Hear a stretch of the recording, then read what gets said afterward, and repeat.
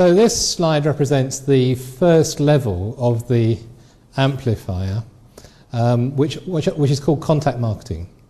And it represents all those things that professional service firms do at that point of contact between them and their clients. For instance, there's a little box there called client hospitality.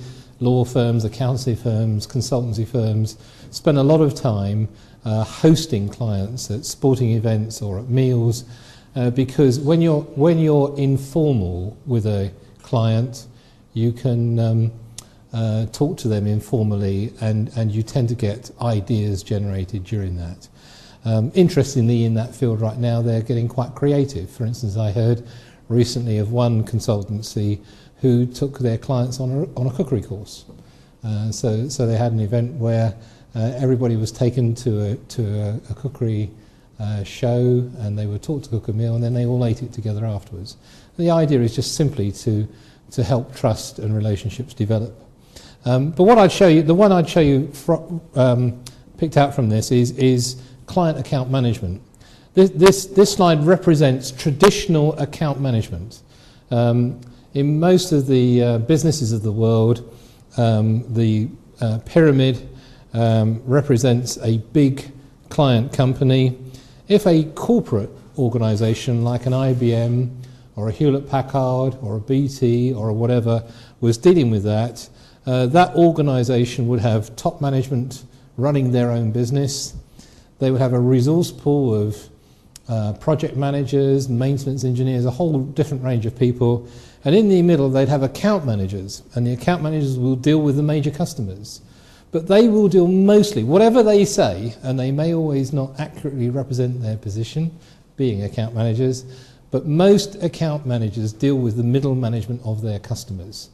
Most of them will spend some of their time getting information and feedback from the operations of their customers to put into proposals or to gather data, and occasionally they will meet the very top management of their customers.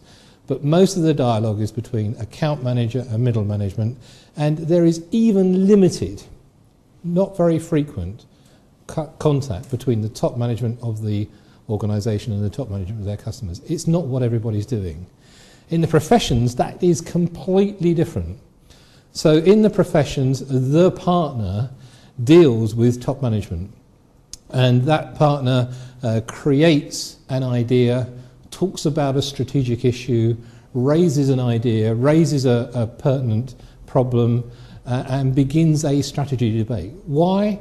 Because right at the top of companies, things are not fixed. The fact of the matter is that strategic issues are vague, they are difficult. I find time and time again that when people get promoted from middle management into top management, one of the things it takes them a long time to get used to is the unknowns. And the fact of the matter is that if you're running a big company, there are many, many unknowns. It's like life.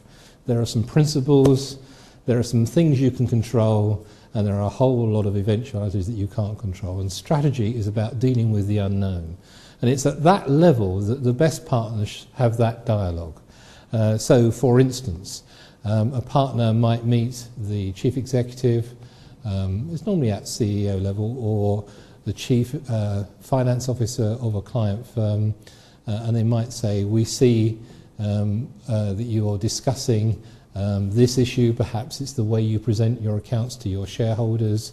We've got this new concept called shareholder value, and what it does is it relates the operations of a company to share performance. It's not completely linked up, but it means that you can shape many of your internal controls and measurements so that they can link to share performance. And more importantly, you can present that to the analysts, and you can present that to your shareholders. And a lot of public companies have done that recently. They've announced that as their policy.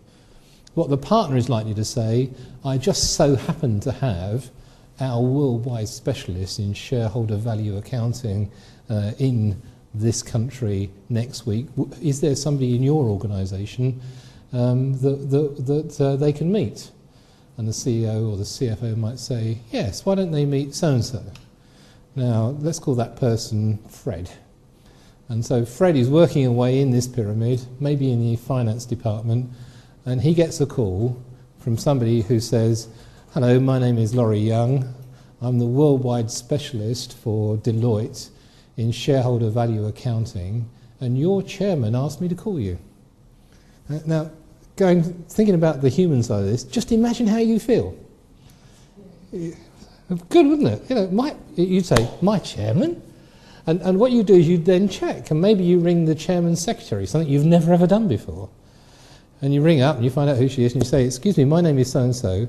I've been contacted by the worldwide specialist of so-and-so in Pricewaterhouse," because that's all impressive, isn't it? Worldwide specialist and Deloitte, or, you know, that's really... and he talks to the secretary, and the secretary says, "Yes, Fred, the chairman did mention you." So does Fred meet the worldwide specialist? What do you think? Of course they do. So they meet. Fred probably pays for lunch. And somewhere during lunch, the worldwide specialist said, "Well, why don't we just shape what a program might look like in your company?" Is Fred going to say no? Of course he's not, because the chairman discussed it. So normally, within a month, 2 months, there's a costed, detailed proposal on how the firm should set up process re-engineering, zero-based accounting, shareholder value, whatever it is. And the interesting thing is it is sold from within the organisation, presented upwards by their own people on behalf of the partner involved. It doesn't always work like that. Sometimes clients ask people to go through what they politely call beauty parades, where they have to pitch for business. But of course the secret is no partner likes doing that. Normally partnership selling and partnership proposals work like this. Now there are two or three things to note about this. Firstly, there is no proposal. There is no cost of sale. And secondly, I come right back to that thing called trust. You remember we talked about being in jail and having the lawyer. You have to place your trust in the professional advisor. And the evidence is that as large clients and repeat clients keep using a professional service supplier, trust increases until the client knows exactly what to go to that specialist for, and often a multi-million pound piece of work, or certainly a large project, can start just on the basis of a phone call because there's trust there. So one of the roles of marketing in this industry is to create trust between the partners, the suppliers, and their clients, and to put in place programs where you can build and generate trust.